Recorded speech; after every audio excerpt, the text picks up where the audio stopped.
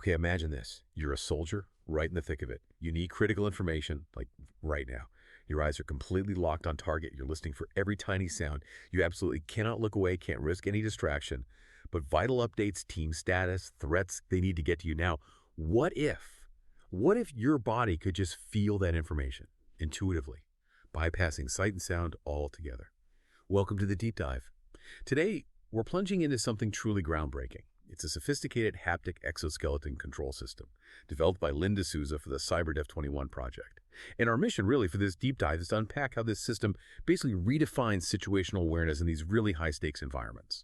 We want to explore the ingenious ways it delivers real-time, non-visual insights and what this all means for the future of how humans and technology interact. It's a fascinating challenge they're tackling, isn't it?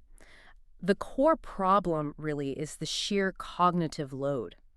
Think about personnel in these complex operational environments. A soldier needs constant, immediate awareness, not just where they are, but team status, threats popping up, where the enemy might be. It's just relentless. Right, and traditionally, all that info comes through screens or audio alerts, which when you're already stressed in a high-pressure zone just makes the information overload worse. You're juggling 1,000 things already, and then you pile on flashing lights, constant beeps. It sounds like, well, a recipe for missing something crucial. Exactly. And it's not just overload. There's the demand for ultra-low latency feedback. In these operations, every single millisecond counts. It can be the difference. Plus, it's never just about one person. There's that vital need for seamless integration, Individual alerts, team-wide coordination. How do you tell your squad mate they're exposed without shouting or waving, potentially giving away your position? Okay, so this haptic exoskeleton, how does it step in as the solution here? It sounds almost like science fiction. It really is innovative stuff. The system is designed to completely bypass those traditional sensory channels, the ones that get so saturated. It uses something called EMG-based intent recognition. EMG. Yeah, electromyography. It measures the electrical activity your muscles produce. So it literally reads your muscle signals, and using neural networks, it can actually predict user intentions. What you're about to do. Hang on. So it senses what I intend to do almost before I fully make the move. That's genuinely wild. It is. And then, instead of flashing lights or sounds, it delivers multi-modal haptic feedback, distinct tactile patterns for different types of alerts. And what's really impressive is the team integration. It processes alerts not just for the user, but from other team members, even from drone systems. And it does all this real-time processing on lightweight edge computing hardware right there on the body. Edge computing, meaning it doesn't need to send data back to some central server. Precisely. The processing happens right there, minimizing delay. Okay, so the feedback is touch-based, haptic. But how does it actually talk to you? Can you give us a sense of what these alerts feel like? What's the language of touch here? Yeah, it's all about distinct patterns mapped to specific situations, designed for immediate, almost visceral understanding. So, for instance, a hit alert, meaning you've just taken an impact that's a sharp, high-intensity pulse. Very short, just 0.2 seconds. It's designed to be unmistakable, like a sudden jolt. Okay, a quick, sharp jolt for a direct hit. Makes sense. What about something less immediate, but still critical, like knowing you're being aimed at? Right. If you're targeted, so an enemy is aiming at you, the system gives you a pulsating pattern. Medium intensity lasts for about a second. It's like a clear, rhythmic throb. A throb. Then for an engaged status active combat situation, it's a continuous vibration, medium intensity again, but longer, maybe 1.5 seconds. That sustained feeling signals, well, a sustained situation. That distinction feels really smart tactically. Sustained feeling, sustained situation. Got it. And you mentioned drones earlier. How do those threats feel? Good question. For drone proximity, meaning an enemy UAV is nearby, you'd feel a slow, rhythmic pulse. Low intensity, over 2 seconds. It's more subtle, like a building awareness cue. So less alarming, more of a heads up. Exactly.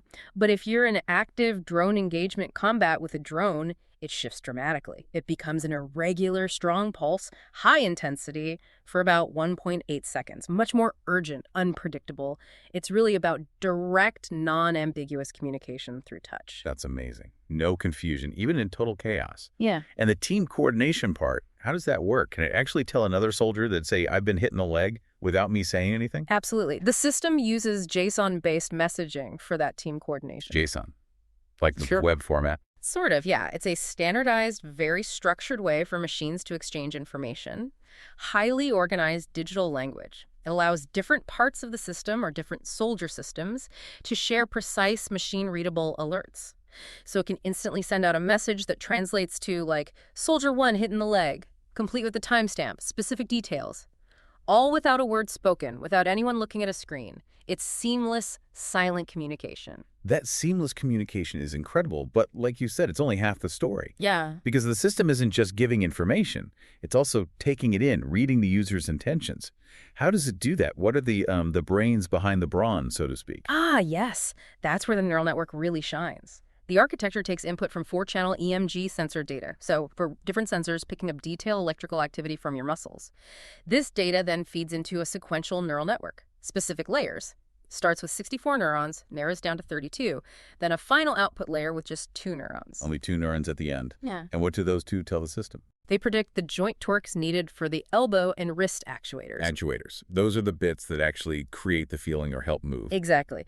The small motors or mechanisms in the exoskeleton that apply the haptic feedback or potentially assist movement. The network is trained using Mach EMG torque paired data. It uses a mean squared error loss function. Okay, getting technical now. Yeah. In simple terms, it's just a mathematical way to help the AI learn. It penalizes big mistakes during training, guiding it towards more accurate predictions of the forces needed. So this allows the system not just to react to outside events, but also to anticipate and respond to your intended movements. Okay, switching gears slightly.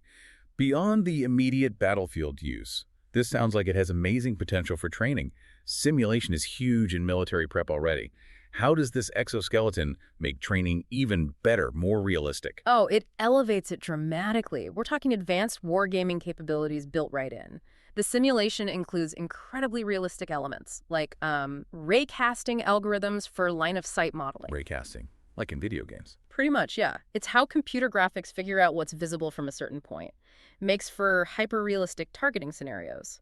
It also calculates cover assessment based on proximity to objects and even location-specific damage, body part-based injury modeling. So if you get hit in the arm in the simulation, the system knows that specifically and can simulate the effect through touch. That's incredibly detailed. Does it really change how soldiers train? Precisely. And yes, it changes the experience profoundly.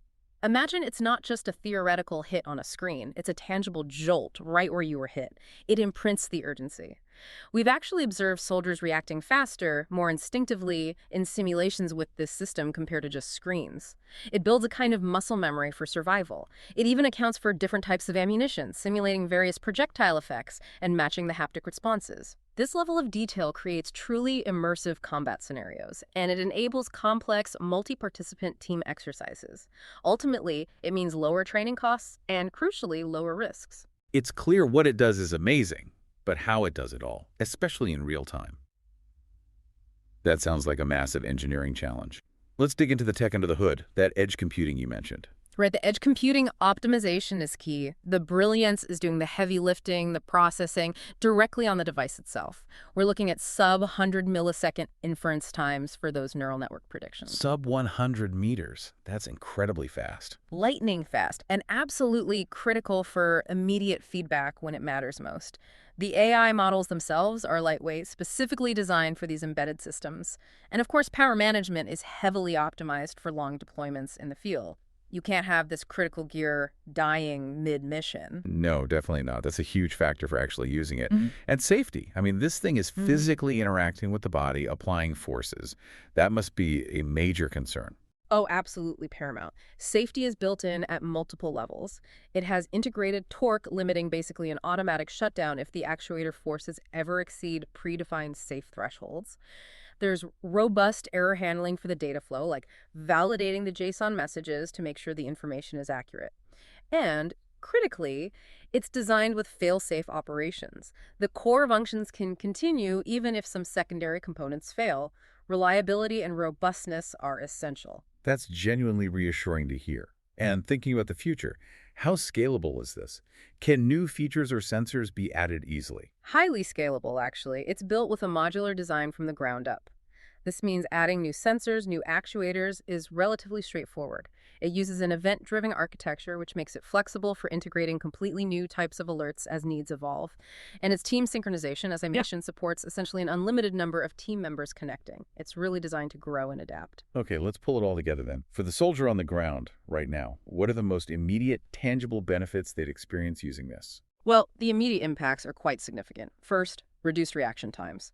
Haptic feedback is just processed faster by our brains than visual or audio cues. That directly translates to enhanced survivability, earlier threat detection, simply improves soldier safety. It's a direct link. Then there's the improved coordination from those team-wide alerts, enabling better, faster tactical decisions. And, as we talked about, the training efficiency boost is huge. More realistic, less costly, less risky training. And zooming out to the bigger picture, what are the strategic advantages for a military force adopting this kind of tech? Strategically, it offers a clear technological edge, a competitive advantage through these advanced human-machine systems. It also acts as what military planners call a force multiplier. By making individual soldiers significantly more capable, the effectiveness of the entire unit is boosted well beyond just the sum of its parts. And its adaptability, that modular design, means new capabilities can be rolled out quickly to keep pace with evolving threats. It's about maintaining that edge. It feels so perfectly suited for military use, but it's impossible not to think broader. Beyond the battlefield, where else could this kind of haptic exoskeleton tech make a real difference down the line? That's a great point, and the potential applications are incredibly diverse. Think about human-robot teaming. In autonomous systems, these haptic interfaces could let humans intuitively understand what robots are doing, maybe even guide them through touch. True collaboration. Or in medical fields, imagine combat medic training with realistic tactile feedback during simulated procedures, or even patient monitoring haptic alerts to caregivers for critical changes instantly felt rather than potentially missed on a screen. Wow. Even cybersecurity. How'd that work? Yeah, it sounds unusual, but imagine getting a physical tactile alert for a major digital threat, like a distinct vibration pattern if a critical network is breached, an immediate undeniable warning. This technology really does extend far beyond its military origins. It opens up new ways to interact with complex information in almost any demanding field. It's clearly a massive leap forward. But what really makes this specific system unique? What are the core innovations setting it apart from, say, earlier attempts at similar interfaces? I think what's truly groundbreaking is that integrated EMG haptic control loop. It seems to be the first system to really combine that muscle signal interpretation with tactical haptic feedback in such a deeply integrated and sophisticated way. It also features that multi-level alert hierarchy we discussed that's incredibly sophisticated the way it prioritizes competing alerts in real time. Right, so if multiple things are happening at once, you're targeted and a drone is nearby, it knows which alert is more critical or how to present both without just creating noise. Exactly. It manages the information flow intelligently. Plus, the integration of real-world physics in its simulation side, the ballistics, the damage modeling, makes the training aspect uniquely realistic. And finally, those edge-optimized neural networks. This isn't just lab-based AI. It's AI designed and ready for deployment in the field on the actual hardware. So, looking at the really broad implications here, how does this deep dive change how we think about technology and human interaction overall? Well, it definitely pushes us towards new paradigms for human-computer interaction, especially designing interfaces for high-stress situations. It forces us to think beyond just screens and speakers. It clearly carves out a powerful path for integrating AI and haptics and military tech, potentially signaling a new era of enhanced effectiveness.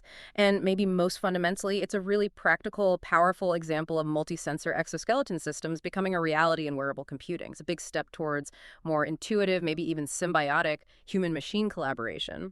We've really journeyed through a remarkable piece of engineering today, something that truly transforms how information is received, how it's acted upon. It enhances everything from individual safety right up to strategic advantage. By essentially offloading critical information from our eyes and ears, which get so easily overloaded onto our sense of touch, the system creates this new intuitive pathway for awareness. It literally bypasses the mental noise. So here's something to think about. If a haptic exoskeleton can be this powerful in enhancing awareness and reaction times in combat, how could a similar approach, leveraging our often underused sense of touch, revolutionize how we interact with information, with threats, in our own increasingly digital, complex everyday lives? What other senses could we maybe activate to cut through all the noise and get the crucial information we need exactly when we need it?